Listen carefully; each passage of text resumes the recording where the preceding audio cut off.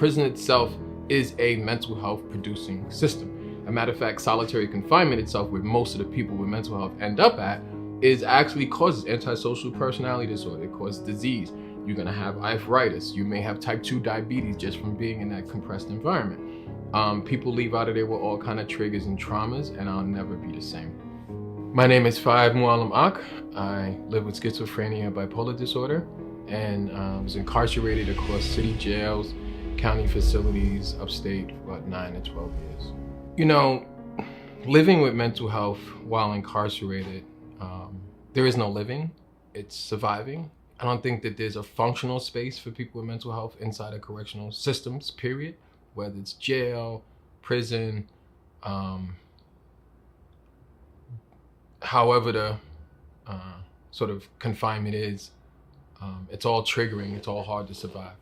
Prisons can adversely impact those with mental health disorders from the very ideology in that our current prison systems were not built to serve people that do have mental health issues.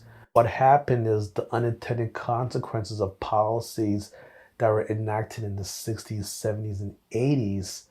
The unintended consequences were what happens if you close the asylums, if you deinstitutionalize mental health treatment facilities. What are you going to do with this population? And unfortunately, a lot of this population is actually being treated within the jail and prison system. This is a place where you have to be on your toes. You have to hear every word a person says.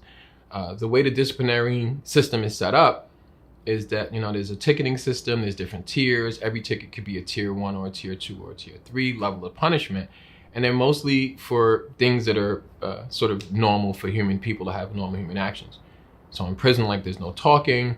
So for a person that has exponential energy and talks a lot, it becomes this sort of process where you are constantly being in trouble or looked at as problematic. It's like, you see this guy's walking around the solitary, like, why is this guy in the box? Well, he was running around the tier, banging his head on the wall, yelling at people. It's like, well, why was he in prison? Well, he was walking around the streets, banging his head on the wall, yelling at people. And so the conditions that land you in prison often are the conditions that hold you there, and the majority of people end up in solitary confinement. The modalities that are utilized in prison can be problematic. For example, the concept of isolation, solitary confinement. A person that's suffering from a disorder such as schizophrenia, that's psychotic, isolating them can make things a lot worse. A person that's suffering from a bipolar disorder in a manic phase, isolating them can make things worse. But we have to find that healthy medium about how to actually adequately support and not actually exacerbate their illness. I think that one of the reasons why I went to the box was because of sort of pushing the levels of those interactions. It was a negative exchange between me and another officer who wanted a portrait done. I do portraits in prison. That's sort of how I use my focus to escape. That led to my charges, which were unauthorized exchange,